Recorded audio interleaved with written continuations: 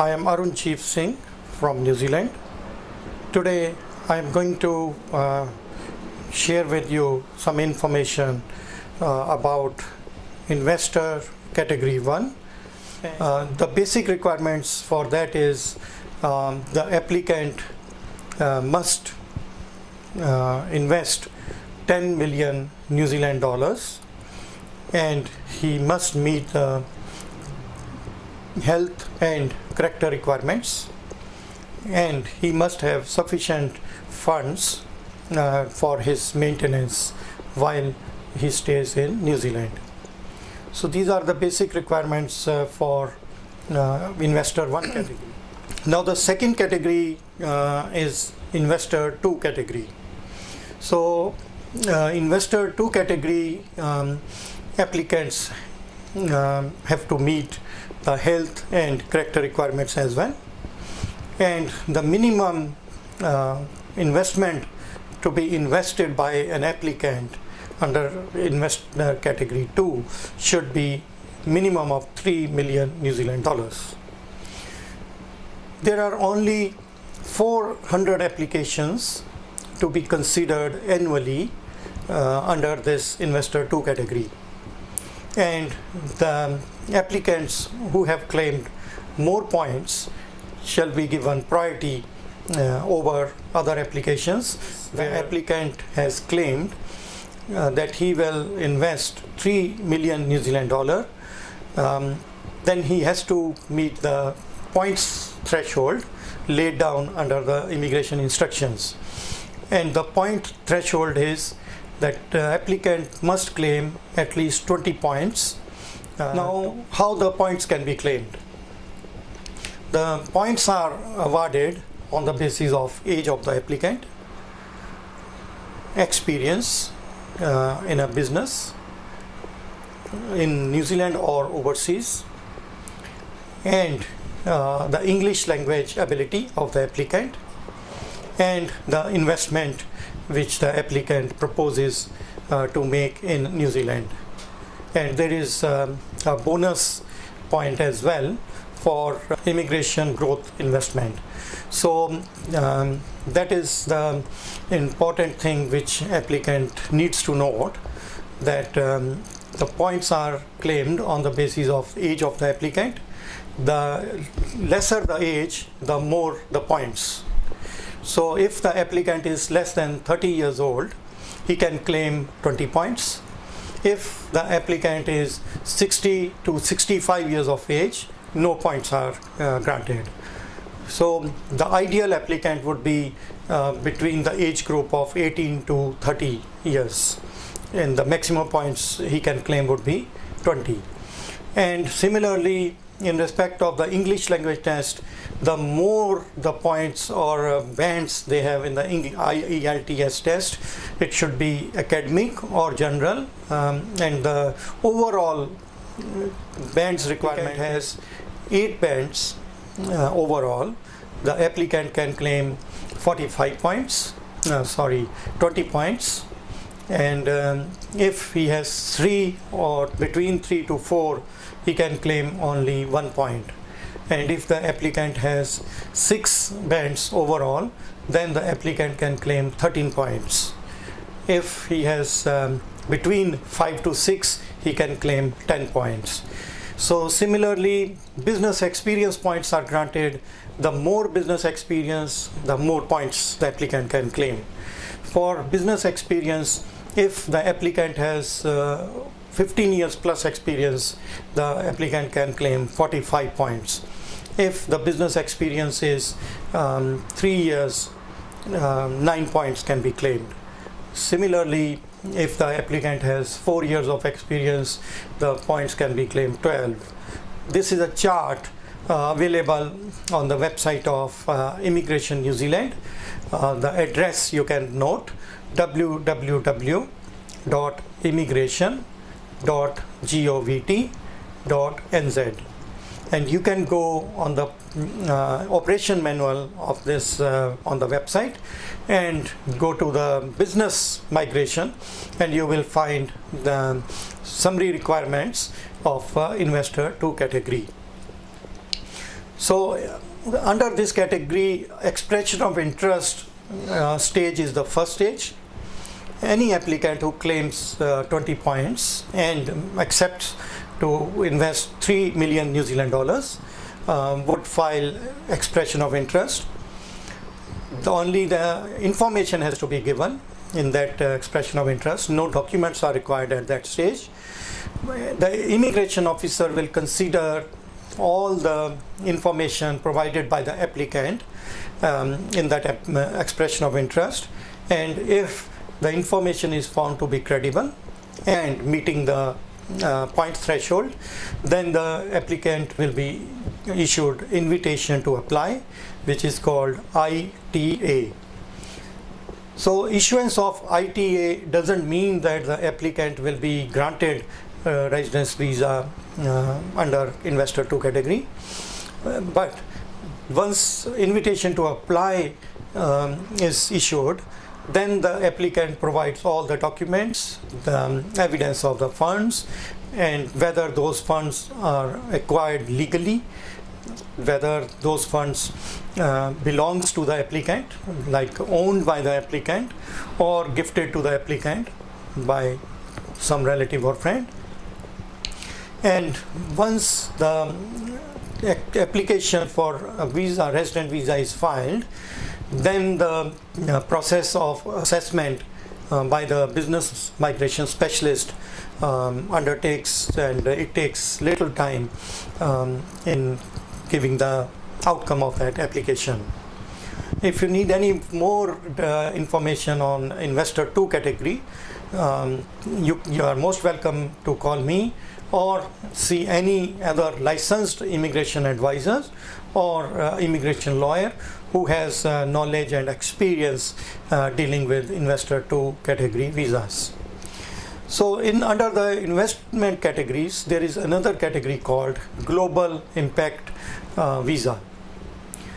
Global Impact Visa was started in 2016, and it is a 4 years pilot program, and the Immigration New Zealand has contracted with an organization called Edmund Hillary Fellowship.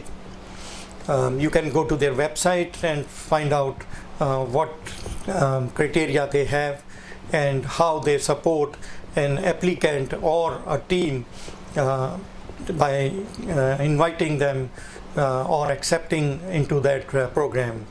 That's called Edmund Hillary Fellowship. So Immigration New Zealand introduced this global impact visas in 2016 for a period of 4 years, and only 400 applications will be considered in that pilot program, and those applications will be considered on the basis of the criteria laid down by the Immigration New Zealand. And that criteria, in brief, I am explaining that the applicant must meet the health and character requirements set down by the Immigration New Zealand, and the applicant must have been accepted by the Edmund Hillary Fellowship, who is called the provider, to be supported during the period of the visa. And then the applicant must apply in the prescribed form, and once the applicant applies and is granted global impact visa, it will be granted for 36 months, and if the applicant proves that he has done satisfactory performance in New Zealand in 30 months time, he can apply for a residence visa, and the provider must agree to support the applicant during the period of the visa. And the last requirement for that is that the applicant will be granted open work visa, where he or she can work in any employment or undertake self-employment, and that visa will be for a period of 36 months, and within 30 months the applicant can apply for a resident visa. So these were the basic requirements for the global impact visa. I understand the global impact visa is a kind of restrictive visa. It's not open to every applicant living overseas. Only applicants or teams who have been supported by the Edmund Hillary Fellowship can apply under this category. Entrepreneur category also works on the point system.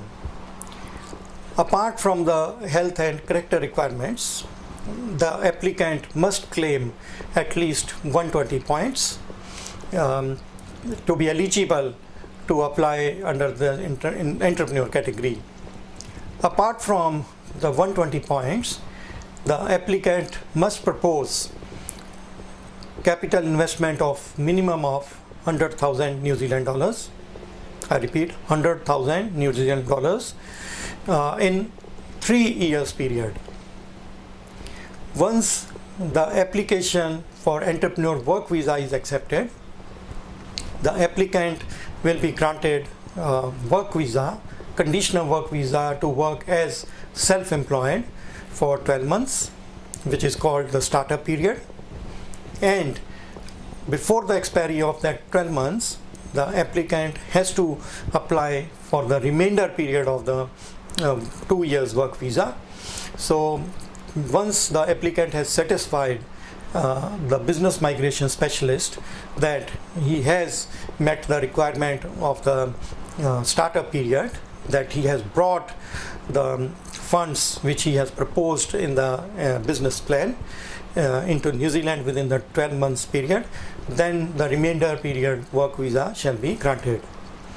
There is a second option under this entrepreneur work visa category, that if the applicant has been granted work visa under the entrepreneur category for 12 months, and within that 12 months period the applicant has invested 500,000 New Zealand dollars and have employed 3 employees in his business which are New Zealand residents or citizens, and the applicant meets the health and character requirements, he or she can apply for a residence visa under the entrepreneur residence visa conditions. But that resident visa would also be conditional under section 49(1) of the Immigration Act. So the basic point system for entrepreneur work visa category is that points are claimed on the basis of age of the applicant, on the basis of business experience of the applicant. Business experience has been classified into 3 parts: self-employed relevant experience, then other self-employed experience, or experience as a senior manager in any employment. So the applicant can claim points of business experience in only one of these 3 subcategories, which is called relevant self-employed or other self-employed or senior manager in any business. So many people, they misunderstand this policy that they can claim points for other self-employment as well as they can claim points for relevant self-employment and senior management experience. So they are mistaken. Only one category can be selected, which is called either relevant self-employment or other self-employment or senior management experience. I would suggest that if an applicant has over 10 years of business experience, which he will be running the same business in New Zealand, that will be relevant self-employment. So relevant self-employment means the same trade or industry the applicant will do in New Zealand as he has been doing in overseas country. So after business experience, points can be claimed for employing employees, number of employees in the business which the applicant proposes to set up in New Zealand. if the applicant proposes to employ one employee, only 5 points can be claimed. 10 points can be claimed.